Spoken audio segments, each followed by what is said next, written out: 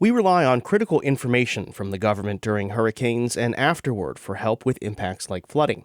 But what if, like 39,000 households in Orange County, you don't speak English? Will you get the information you need? As part of our series Central Florida Seen and Heard Rising Water, reporter Joe Byrnes has more. Warmer seas, wetter air, and slower-moving hurricanes carry the promise of even more inland flooding. A report published by the American Meteorological Society shows that in recent years, freshwater flooding accounted for more than half the deaths caused directly by U.S. hurricanes. Local dangers like flooding and storm surge are often far from the center of the storm.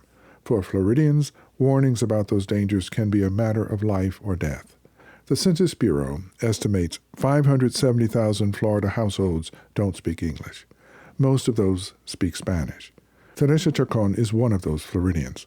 During Ian, she listened to Spanish broadcasts but learned what it might mean for her family shortly before the storm hit when firefighters visited their mobile home park in Apopka. Los bomberos llegaron a avisarnos que teníamos que evacuar porque pues era una zona de alto riesgo.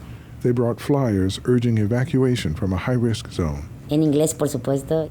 Fortunately, her daughter could translate. A failure to reach out to non-English speaking people in their language before, during, and after hurricanes has experts, like Claire Knox at the University of Central Florida, scratching their heads. She analyzed the 6,000 tweets from Florida's local emergency managers around Hurricane Irma back in 2017. Half of 1% were in Spanish. It was shocking for us as researchers to see that very few of the tweets were in any language other than English. 5 years later, during Hurricane Ian, 1% were in Spanish. Community leaders say non-English speaking residents are vulnerable because of language and cultural barriers and distrust of the government. In a review of Hurricane Ian, the state found no problem here. It rated communications a strength, not an area for improvement. Solutions are in the works. Bipartisan legislation would improve hurricane alerts for non-English speakers, along with seniors and disabled people. A new FEMA campaign in 6 languages carries messages on flood risk and flood insurance. And this year, the National Hurricane Center will give all its public advisories in Spanish. Some emergency managers in Central Florida are also trying to reach immigrant communities.